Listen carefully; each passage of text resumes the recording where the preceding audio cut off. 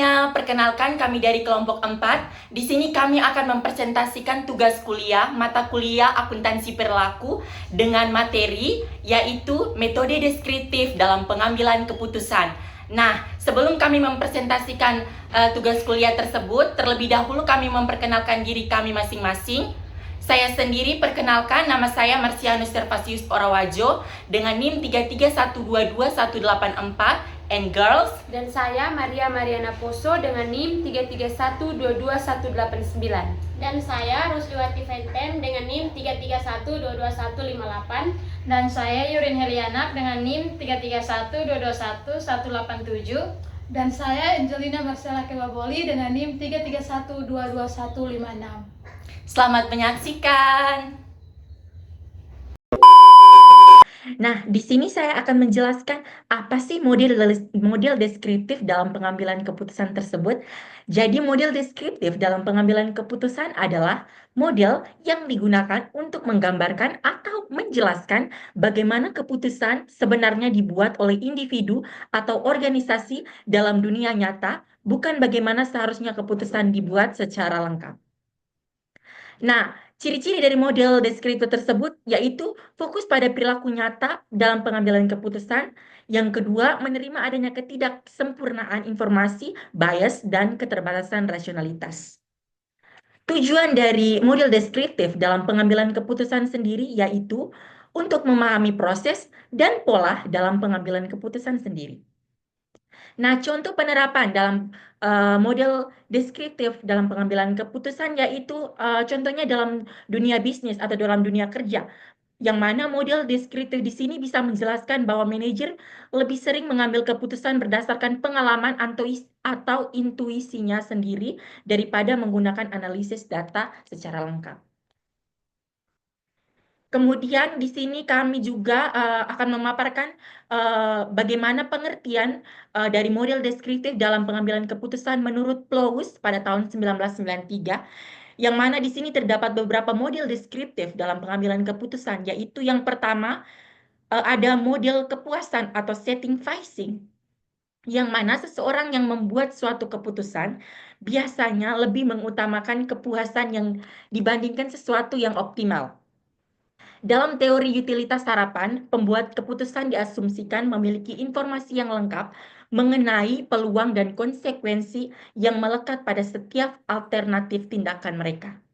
Untuk mendapatkan kepuasan tersebut adalah dengan memilih satu cara yang dianggap memuaskan, sesuatu yang dibutuhkan, meskipun pilihan tersebut mungkin tidak ideal atau juga mungkin tidak optimal. Kenyataannya, informasi mengenai alternatif itu tidak sepenuhnya tersedia dan mengandung ketidakpastian. Dengan demikian, walaupun utilitas harapan tidak berguna sebagai model normatif dari pembuatan keputusan atau model mengenai seberapa rasional perilaku seseorang, tetapi juga utilitas harapan ini tidak berguna sebagai model deskriptif atau model mengenai bagaimana sebenarnya membuat keputusan itu. Model yang kedua ada teori prospek. Teori ini dikembangkan oleh Kahneman dan Tversky pada tahun 1974 dan memiliki perbedaan dengan teori ekspektasi kegunaan dalam jumlah tanggapan penting, yang mana teori prospek ini memprediksi bahwa suatu keputusan tergantung pada bagaimana suatu masalah itu disusun. Jika suatu nilai referensi didefinisikan sebagai suatu pengeluaran yang terlihat sebagai sebuah keuntungan, maka hasil dari nilai fungsi tersebut akan menjadi cekung dan pembuat keputusan akan menolak mengambil risiko. Nah, jadi jika hasil nilai fungsi itu cekung, maka orang yang membuat keputusan itu akan menolak sendiri dalam pengambilan risikonya. Sebaliknya, jika nilai referensi didefinisikan sebagai pengeluaran yang terlihat sebagai kerugian, maka nilai fungsi menjadi cembung dan pembuat keputusan akan mengambil keputusan untuk mengambil risiko. Jadi, cekung dan cembung di sini sangat berlawanan dalam teori prospek tersebut. Model yang ketiga ada dampak kepastian atau determinacy effect. Jadi ketika seseorang telah yakin akan nilai referensi yang mereka telah sajikan Maka didapatkan dari teori prospek yang tadi, maka pembuat keputusan akan berusaha untuk menghilangkan atau menghindari resiko secara keseluruhan dibandingkan dengan mereka mengurangi resiko tersebut. Jadi, tidak hanya pada teori prospek, dalam dampak kepastian ini mereka membuat keputusan dengan mereka berusaha untuk menghilangkan dan menghindari resiko tersebut, sehingga ketika dibandingkan itu dapat mengurangi resiko yang ada. Sekian presentasi saya, selanjutnya akan dilanjutkan oleh teman saya.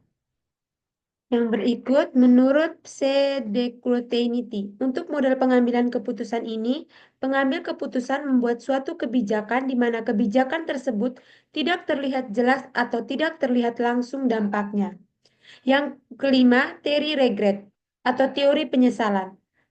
Basis dari teori penyesalan adalah bentuk konvektual reasoning, di mana teori ini didapat berdasarkan ketika seseorang membandingkan kausalitas dari keputusan mereka dengan apa yang akan terjadi jika mereka membuat pilihan yang berbeda. Teori ini berasal dari dua sisi asumsi.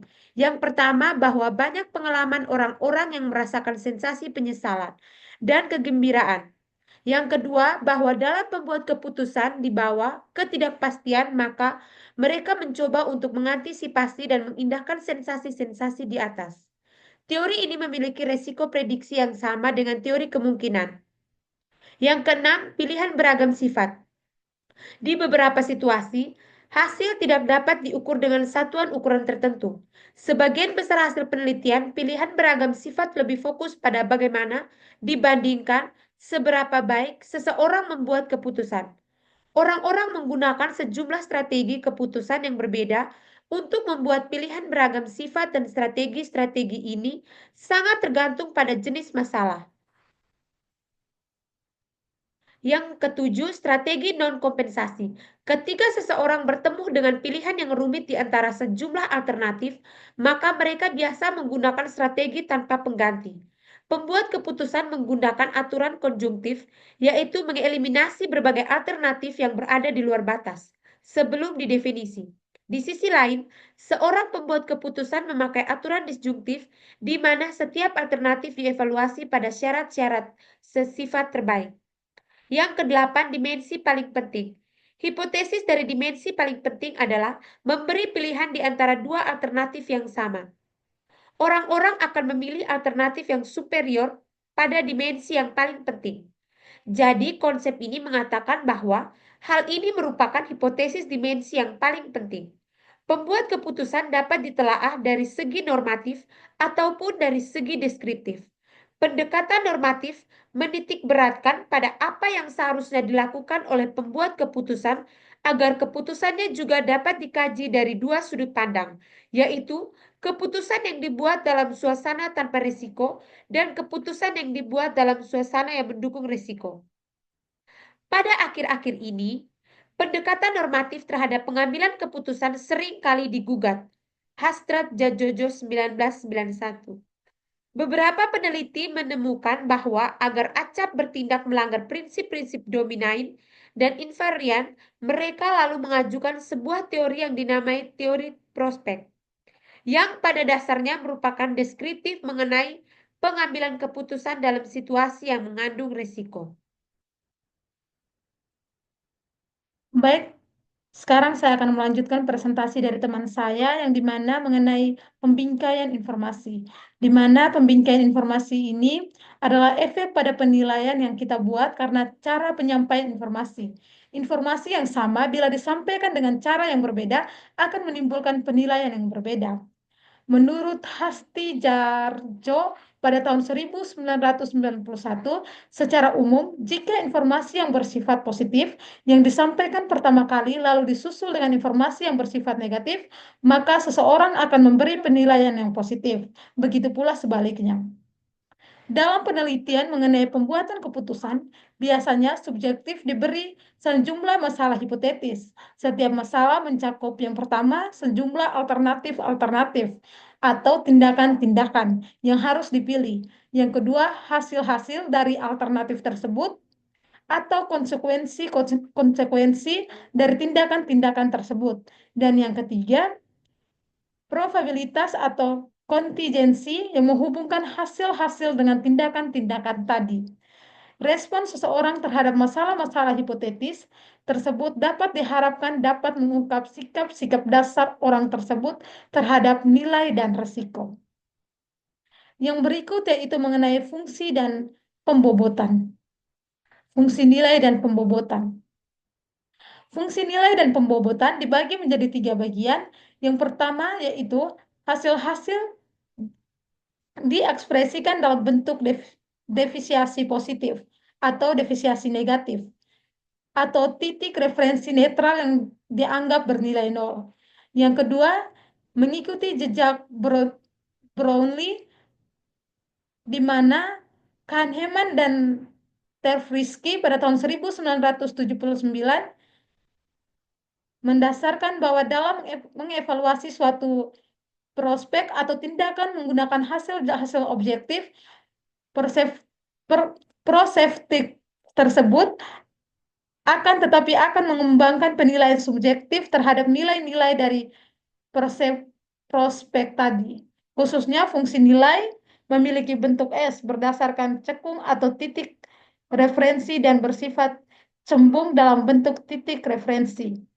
Yang ketiga, dalam teori-teori pengambilan keputusan yang normatif, misalnya expert utility teori, maka nilai dari suatu hasil dibobot berdasarkan probabilitasnya, akan tetapi dalam teori prospek nilai suatu hasil dikalikan dengan bobot keputusan dengan huruf P. Baik, materi selanjutnya itu tentang akuntansi mental. Yang pertama, framing atau yaitu cara informasi disajikan atau dibandingkan dengan sebuah referensi tertentu.